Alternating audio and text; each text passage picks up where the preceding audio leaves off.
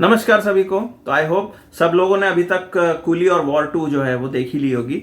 अच्छा, अगर आप लोगों ने देखी है तो पता नहीं आप लोग कैसे सरवाइव कर गए, बट अगर आप लोगों ने नहीं देखी है तो इस वीडियो में हम लोग एक्चुअली एक बहुत इंपॉर्टेंट टॉपिक के ऊपर बात करने वाले जो यूनिवर्स बिल्डिंग जो है उसके ऊपर। सच कहूँ तो भाई वो मूवी देखने के बाद क्वेश्चंस बहुत आ जाते हैं कि मतलब लोग जो ऐसे कभी एलसीयू से कनेक्टेड है कि नहीं, वायर ऑफ स्पाई यूनिवर्स बढ़िया बने हैं कि नहीं, ऐसे ऐसे एकदम कहानियां बनाते हैं। ऐसा लगता है रोहित शेट्टी कितना सटल है, एकदम सिंपल वे में कह जाते हैं कि हाँ ये कैरेक्टर रहेगा पिक्चर में, कनेक्टेड है कि नहीं मालूम नहीं, बट ये से कॉपी यूनिवर्स है, बात खत्म। वही वो ट्रेलर में दिखा देते कि कौन कौन पिक्चर में रहने वाला है और उतने ही लोग रहते पिक्चर में, और कभी कभी तो मतलब उनके रहने से भी बहुत दिमाग खराब होता है कि ये क्यों थे भाई पिक्चर में करके। बट ओवरऑल अगर मैं कहूँ ना तो सबसे बड़ा प्रॉब्लम जो है सिनेमैटिक यूनिवर्स का, मतलब वॉर का पहले बात कर लेते हैं अपन लोग। वॉर जो है, जो पहली वॉर थी वो रिलीज हुई थी तब वो एक ऐसा स्टैंड अलोन फिल्म थी, सिद्धार्थ आनंद ने बनाया था। उसमें सबसे बड़ा जो हाईलाइट था वो ये था कि भाई टाइगर श्रॉफ और ऋतिक रोशन जो दोनों बहुत अच्छा डांस भी करते हैं और बहुत एक्शन वगैरह भी फिल्में करते हैं, तो एटलीस्ट मतलब वो दोनों को साथ में देखने को मिलेगा हम लोगों को। और मतलब एक डांस ऑफ के साथ साथ अच्छी स्टोरी भी थी उसकी। नहीं, आई डोंट नहीं, अच्छी स्टोरी नहीं थी पर खराब नहीं था, खराब नहीं वॉर थी। 2 से तो अच्छी थी। वही, क्योंकि एटलीस्ट सिद्धार्थ आनंद को पता था कि भाई किस प्रकार से फिल्म बनानी है ताकि लोगों को एटलीस्ट थिएटर जाने के बाद इंजॉयमेंट तो मिले। वॉर 2 तो लाइक वो एक वर्ल्ड में फंस गया। अब मेरे ख्याल से जब पठान आई ना तब इन लोग के दिमाग में आया कि हाँ भाई हम लोग एक काम कर सकते हैं, हम लोग टाइगर को और वॉर को सबको कनेक्टेड दिखा सकते हैं और एक काम करते हैं हम लोग सिनेमैटिक यूनिवर्स बनाते हैं। तो इनका जो मेन आइडिया था वो पठान से शुरू हुआ था। उससे पहले ये सब मतलब स्टैंड अलोन फिल्में ही थी, जो अपना टाइगर की फिल्में हो गई या फिर वॉर जो फिल्म हो गई वो। सच बताओ ना तो वॉर 2 आयान मुखर्जी ने जब बना, ये मुझे पता चला ना, मुझे मालूम ही नहीं था आयान मुखर्जी बना रहा है। आखिरी वो डायरेक्टेड बाय आयान मुखर्जी लिखा था। आई वाज लाइक भाई ये आदमी भूल गया था कि ब्रह्मास्त्र नहीं बना रहा। मूवी में डायलॉग जैसे हमें कली को रोकना है तो हमारे पास ब्रह्मास्त्र है ऋतिक रोशन को रोकने के लिए। अरे भाई रुक जा, डायलॉग तो थोड़ा ठीक से लिख देता भाई। डायलॉग की बात क्या कर रहे हैं, स्टोरी ही नहीं थी ना यार फिल्म में, तो क्या कर सकते हैं अभी। जिस प्रकार मतलब ऐसा पिक्चर बना है कि लोग टाइगर श्रॉफ को याद करने लगे, वॉर में कितना अच्छा रोल किया था। नहीं, पर एक बहुत बड़ा प्रॉब्लम यही हुआ कि भाई वायर ऑफ स्पाई यूनिवर्स जो है उसमें सबसे जो मेन जो इंपॉर्टेंट चीज है वो है स्पाइंग। वही नहीं होती इनसे। इनका मुझे सबसे अजीब बात ये लगता है कि रॉ एजेंट्स हमारे बेकार क्यों दिखाना चाहते हैं भाई। दिक्कत क्या है तुम लोग को रॉ वालों से? रॉ के एजेंट हमेशा अगेंस्ट हो जाते हैं कंट्री के, फिर उनसे लड़ने के लिए कोई आया तो फिर पता चलता अरे वो अगेंस्ट नहीं थे, वो तो हिडन मिशन पे काम करते जो मिशन कभी एग्जिस्ट ही नहीं करता, ऐसा टाइप का। इसमें विलन ही नहीं है कोई, आपस में दो लोग बस लड़ रहे, बचपन की दोस्त है। इस फिल्म का तो सबसे बड़ा प्रॉब्लम वही था कि भाई मतलब दोनों दोस्त हैं, सिर्फ लड़ाई कर रहे हैं और कुछ नहीं। एंड जब आपको अगर याद होगा पठान में जब उसके बारे में कहा गया था जॉन अब्राहम के कैरेक्टर के बारे में कि ये और कबीर जो है काफी अच्छे एजेंट्स रहे कर, तो कनेक्टिविटी एक्चुअली मेरा इच्छा थी कि अगर कोई बैक स्टोरी टाइप दिखाते ना कि ये दोनों क्यों इतने अच्छे एजेंट है, तो लगता है कि हाँ एक्चुअल कनेक्टिविटी कुछ नहीं है। दोनों एक्चुअली में थोड़ा काम कर रहे हैं साथ में या फिर एटलीस्ट अलग अलग भी काम कर रहे हैं, तो इनको पता है एक दूसरे के बारे में, एग्जिस्टेंस के बारे में। और मतलब एक तरीके से हम लोगों के मन में जो है ना, अब क्योंकि इंटरनेट का दौर है तो लोगों के थ्योरीज जो है, सबसे बड़ी प्रॉब्लम वही होती है कि भाई आप इंटरनेट पे थ्योरीज बनाना स्टार्ट कर देते हैं और थ्योरीज की वजह से प्रॉब्लम क्या होता है, एक्सपेक्टेशंस हाई हो जाते हैं। वैसे ही सिमिलर इशू इसके साथ भी हुआ है, कूली के साथ भी। कूली का तो मेरे ख्याल से अब मैं क्या बताना, कूली का सबसे बड़ा प्रॉब्लम मुझे ये लगा कि लोगों का एक्सपेक्टेशन ये था कि भाई ये एलसीयू का पार्ट होना चाहिए, लोकेश सिनेमैटिक यूनिवर्स जो है।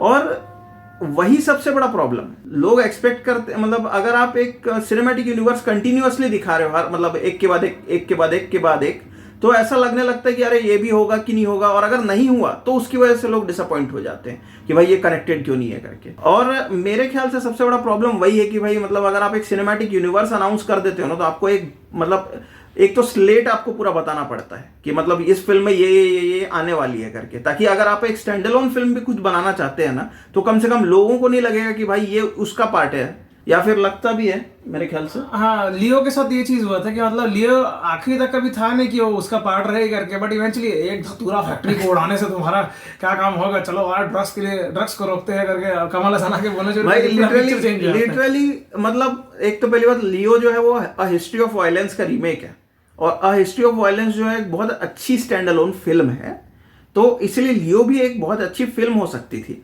मतलब एक स्टैंड अलोन फिल्म हो सकती थी। लेकिन एक चीज अच्छा मेरे ख्याल से लियो में एक चीज अच्छा ये था कि जो साइड कैरेक्टर है, जो नेपोलियन का कैरेक्टर है, वो बेसिकली इसमें भी था, क्या बोलते, कैथी में भी था। इसीलिए बहुत सारे लोगों को याद भी नहीं रहा होगा शायद, लेकिन इसीलिए वो एटलीस्ट इंटरकनेक्टेड लगता है, क्योंकि है ना, मतलब कई ऐसे रेफरेंसेस भी रहते हैं कैथी के जो लियो में थे। एंड कूली का एक सबसे बेकार बात मुझे लगता है ना कि रजनीकांत सर एक ही चीज रिपीटेटिव पिक्चर बना रहे हैं। जेलर में भी सेम है, कोई ड्रग माफिया टाइप के आदमी को रोकना था, इधर वेटियर में भी सेम ऐसी कुछ गुंडा राज को रोकना था, यहाँ पे भी वैसे ही रोकना था। सेम एक बुढ़ा हुआ आदमी है जो हीरो है, और उसके बाद फिर जो विलन है वो भी कोई ना कोई एक बहुत बड़ा ड्रग माफिया है, तो उसी को रोकने की कोशिश कर रहा है, यानी कि रिपीटेटिव ही चीज हो रही है। यहाँ थोड़ा at least Nagarjuna sir main villain थे कि भी नहीं पता नहीं, उनको तो पूरा वेस्ट कर दिया। मेन विलन तो भैया वो कन्हैया मेरा छोटा भैया वैसे टाइप का दिखा वो आदमी था। ये कौन है भाई, मेरा देख कर पहला दिमाग में कन्हैया मेरा छोटा भैया, मैं बलराम उसका बड़ा भैया। आई थिंक इसने मंजूमल बॉयज नहीं देखी है, इसलिए उसे मालूम नहीं है कि शोभिन कौन है। एंड आमिर खान मतलब वो तो वो भाई वेस्ट कैरेक्टर, कोई किसी को भी डाल देते ना अगर यार, लेकिन वही है ना कि क्यों किसी को डालने का, आमिर खान अवेलेबल है तो डालो भाई। आमिर खान खुद बोला कि भाई बिना स्क्रिप्ट पढ़े मैंने साइन कर दिया था पिक्चर, आई थिंक पढ़ लेना चाहिए था, पिक्चर अच्छी नहीं है बॉस करके। एंड यू नो लाइक दिखाना चाहते थे कि एकदम यंग रजनीकांत कैसा दिखेगा, पूरा एकदम डीएजिंग का किए वगैरह वगैरह। मुझे क्या कहाँ ध्यान है कि उसमें कन्नड़ा स्टार उपेंद्र भी है, उपेंद्र यंग एज में भी वैसे ही दिखते जितना वो ओल्ड एज में दिख रहा था। भाई तुम लोग उसको ही बोल वो भाई वो लिटरली मतलब वो कौन सा अपना शिकाकाई मेहंदी जो रहता है ना वो लगाता है बालों में करके, लोगों को पता ही नहीं चल रहा है वही वैसा का वैसे दिख रहा है। बोला यार, और एलोवेरा जेल लगाता है मुंह पे, शायद थोड़ा तो ध्यान रखते थे उस चीज का। नागार्जुन सर का समझ में आता, उनको यंग दिखा चाहे ओल्ड दिखा एक ही जैसे दिखते अभी भी वैसे ही दिखते जैसे पहले दिखते थे। तो आई थिंक वो बढ़िया था, नहीं बढ़िया तो नहीं था ये दोनों फिल्में देखने के बाद में एक चीज मेरे को ये लगा कि कुछ लोगों से मेरी बात हुई तो उन लोग ये पूछे कि भाई ये एलसीयू का पार्ट है क्या, और वायर ऑफ स्पाई यूनिवर्स का मतलब पहली फिल्में देखने की जरूरत है क्या। तो ये जो एक चीज होती है ना कि आप स्टैंड अलोन क्वालिटी जो रहती है किसी फिल्म की वो पूरी नष्ट कर देते हैं। अच्छी बात है कि आप एक सिनेमैटिक यूनिवर्स बना रहे हैं, पर सिनेमैटिक अगर यूनिवर्स बना रहे हैं तो वो सिर्फ कैमियोज दे के वो उसको कंप्लीट नहीं किया जाता है, स्टोरी लाइंस को अलाइन किया जाता है, तब वो एक अच्छा प्रॉपर सिनेमैटिक यूनिवर्स बनता है। और लोकेश कनगराज वाला जो मतलब एलसीयू जो है that is a superior cinematic universe then YRF, क्योंकि स्मॉल कैरेक्टर्स जो हैं उनका भी कुछ इंपॉर्टेंस रहता है दूसरी फिल्मों में, वैसा इंपॉर्टेंस बाकी जो मतलब वाईआरएफ वाले लोग जो हैं उन लोग वैसा टाइप का नहीं रखते। अगर आशुतोष राणा को छोड़ दे, हाँ, जिनको इस फिल्म में मार देते, मैं बोला अरे यार मतलब तो अच्छा ही इज एक्चुअली द, क्योंकि अनिल कपूर को हम लोग कभी नहीं देखे, हाँ, और किसी भी फिल्म में, और रैंडमली उठ के आ गया वो। अनिल कपूर तो आउट ऑफ द बॉक्स प्रकट हो जाते हैं एकदम से, हाँ मैं अभी मैं जगह ले लेता हूँ आशुतोष राणा की करके। मैं बोला ठीक जान दो नहीं, पर अपना जो मेन इशू है मेरे ख्याल से अपना जो मेन इशू है वो ये है कि सिनेमैटिक यूनिवर्स अगर कोई वो कर रहा है, बना रहा है, ये अभी मेरे ख्याल से जब से एमसीयू वो हुआ, हाँ, मतलब हिट हुआ, उसके बाद से सिनेमैटिक यूनिवर्स का जो है पारा बहुत चढ़ा है। नहीं तो इससे पहले भी ऐसे थे, कई ऐसी फिल्में थी जो मतलब एक यूनिवर्स का पार्ट रहती थी, इससे इंटरकनेक्टेड रहती थी, लेकिन उतना ज्यादा मतलब लोग ध्यान नहीं देते थे क्योंकि उनकी standalone film as a film quality जो थी वो काफी अलग थी, वो काफी मतलब अच्छी टाइप की रहती है। अगर कोई फिल्म बना रहे उसका अगर सीक्वल आ रहा है तो इंटरकनेक्टेड रहता था। हॉलीवुड में तो वैसे ही होता था, बॉलीवुड का नहीं बोल सकते, उसमें कोई भी फिल्म एक दूसरे से इंटरकनेक्टेड नहीं रहती है। जो सिनेमैटिक यूनिवर्स अगर कोई बनाता है तो वो उस यूनिवर्स के एग्जिस्टेंस को मतलब अपनी फिल्म में एड्रेस करता है, पर जो पर्सनल स्टोरी है उस कैरेक्टर की, उस फिल्म के प्रति जो कैरेक्टर है उसकी जो पर्सनल स्टोरी है उसको वो नहीं करता, डी अलाइन नहीं करता है। मुझे एक बहुत अच्छा एग्जाम्पल ध्यान में है और वो है फैंटास्टिक फोर का, जो अभी हम लोग रिसेंटली देख कर आए। फैंटास्टिक फोर और थंडरबोल्ट्स ये दोनों ही फिल्में रिसेंटली रिलीज हुई है, दोनों ही फिल्में बहुत अच्छी मतलब लोगों को काफी पसंद आई थी, लेकिन दोनों ही फिल्में फ्लॉप हुई। कमाई नहीं ज्यादा पिक्चर, 500 मिलियन तक, वो तो 380 मिलियन में खत्म हो गई। थंडरबोल्ट्स तो फ्लॉप ही हो गई, वो तो पूरा इतना ज्यादा प्रमोशन किया था उस पिक्चर का, मतलब क्या ही बताओगे। मतलब सब जगह उस फिल्म का प्रमोशन था, लेकिन फिर भी वो फ्लॉप हो गई। और फैंटास्टिक फोर जो है वो एटलीस्ट थोड़ा बहुत 500 मिलियन तक तो पहुंची है, डिसेंट तक गई, बस डिसेंट है मतलब वो ऑलमोस्ट। आप अगर इनको देखते हैं, पुरानी फिल्मों को अगर देखते हैं तो जो फेज 1 था मार्वल का, वो हमेशा मतलब अपने इंडिविजुअल कैरेक्टर्स के ऊपर फोकस करता था, लेकिन वो ये भी देखता था कि भाई हम एक ऐसे मतलब यूनिवर्स में रहते हैं जिसमें कैप्टन अमेरिका एग्जिस्ट करता था, जिसमें थॉर भी एग्जिस्ट करता था, और सटल तरीके से वो लोग दिखाते थे उस चीज को।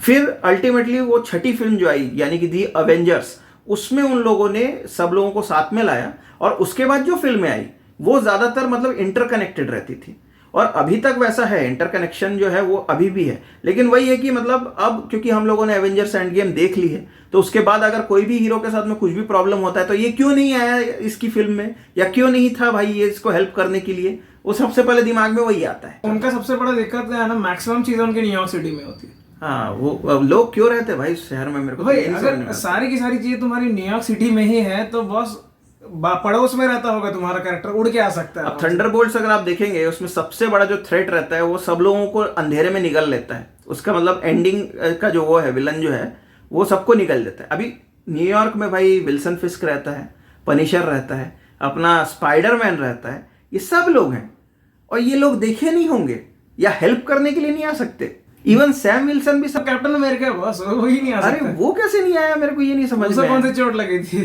अब उसको अगर हम लोग साइड रखें, थंडरबोल्ट्स को अगर हम लोग साइड रखें और फैंटास्टिक फोर को देखें, वो एक कंप्लीटली दूसरे यूनिवर्स में ही टेक प्लेस करता है, तो वहां पे ये एवेंजर्स वगैरह एग्जिस्ट ही नहीं करते। जो अभी तक हम लोगों ने एवेंजर्स और जो बाकी सारी चीजें देखी हुई हैं वो लोग एग्जिस्ट ही नहीं करते, वहां के सिर्फ वही 4 लोग हीरो लोग हैं। तो उनकी पर्सनल स्टोरी जो है एटलीस्ट हम लोग उसके ऊपर फोकस करते हैं, इसलिए वो फिल्म ज्यादा अच्छी लगती है, क्योंकि हम लोग इंटरकनेक्शन जो है वो कब जाके देखते हैं, जब पोस्ट क्रेडिट सीन आता है तब। तो वो एक बहुत अच्छी चीज है। वैसा सिमिलर बाकी फिल्मों के साथ में इसलिए नहीं होता।